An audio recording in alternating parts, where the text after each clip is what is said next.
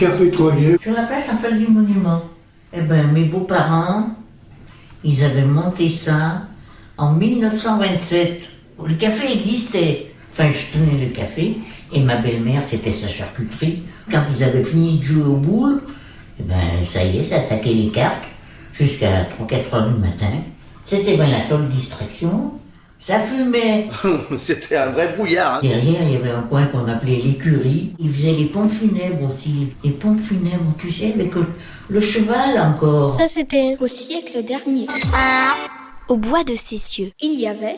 Eh ben, il y avait un café qui était au bout de la rue, nommé Mancier. Et puis un que j'ai pas connu, qui était plus loin, du côté de Rochetoir. Hein. Il y avait aussi le café Bourreau. Il y avait d'autres cafés au bois de Cessieux.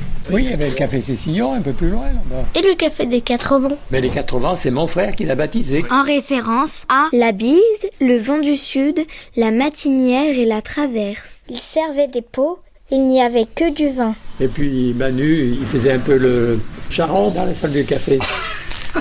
Et il avait même un taco qu'il surnommait sa gonzesse Dédé de Java. Les cafés, il y en avait partout à Cessieux.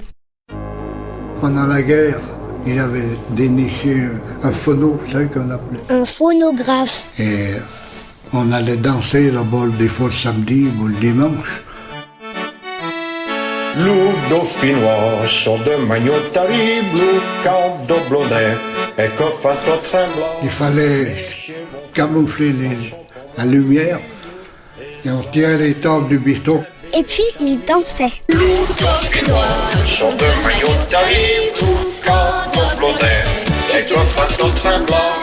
Mais chez Bonbon, en sont pas moins légibles, et en ensuite, jamais et s'amusant. À l'époque, il y avait à Cessieux un collabo. Et ce type-là, lorsqu'il est arrivé par le train, il est descendu du train, il s'est dirigé vers le café Reynaud. Et quand il a commencé à gravir les marches,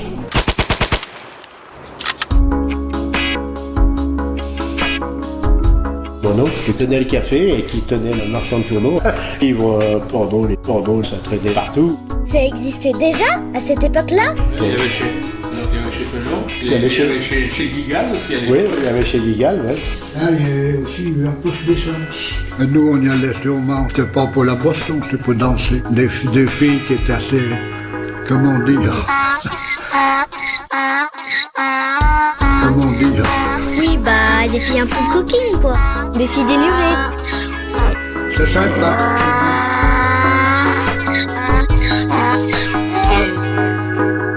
Oh là là, les femmes venaient pas au café à ce moment-là. Un mariage, oui, bien sûr, tout le monde venait. Pour des enterrements. Oui, ils allaient bien chez Louis Gaget. Café Troyer. Sur la place en face du monument.